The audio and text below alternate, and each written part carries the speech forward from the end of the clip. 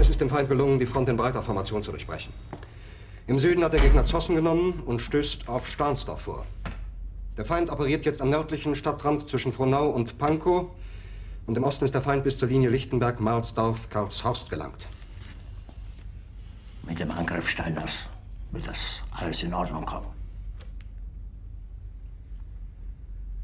Mein Führer,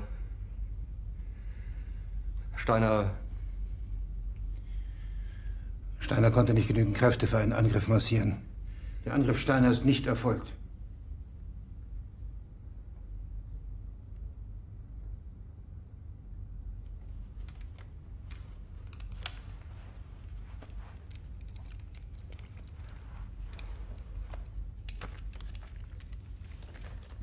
Es bleiben im Raum Keitel, Jodl, Krebs und Burgdorf.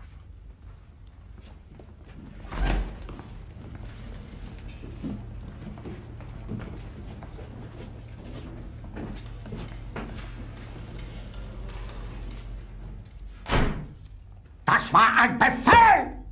Der Angriff Steiners war ein Befehl!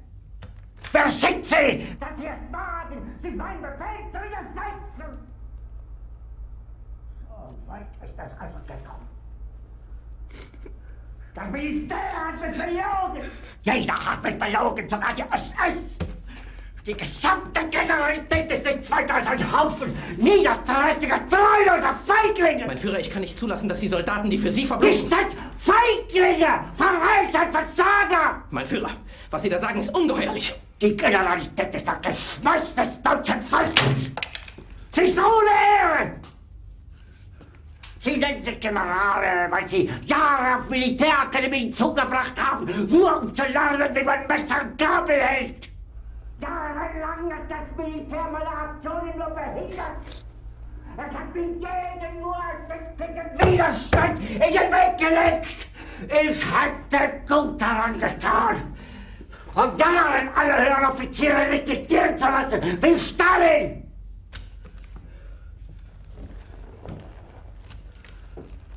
Ich war nie auf einer Akademie.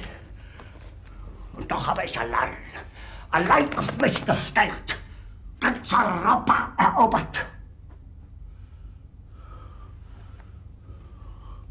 Verräter! Von allem Anfang an bin ich so verraten und betrogen worden. Es wurde ein ungeheurer Verrat geübt am deutschen Volke. Aber alle diese Verräter werden bezahlen. Mit ihrem eigenen Blut werden sie bezahlen. Sie werden es saufen in ihrem eigenen Blut. Bitte gerne. Jetzt beruhig dich doch.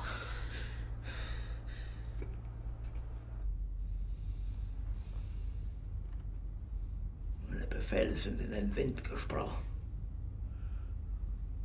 Es ist unmöglich, unter diesen Umständen zu führen. Es ist aus.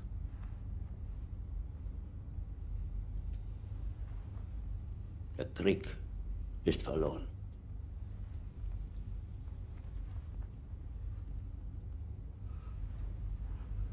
Aber wenn Sie, meine Herren, glauben, dass ich deswegen Berlin verlasse, irren Sie sich gewaltig.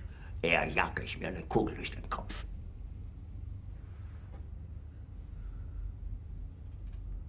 Tun Sie, was Sie wollen.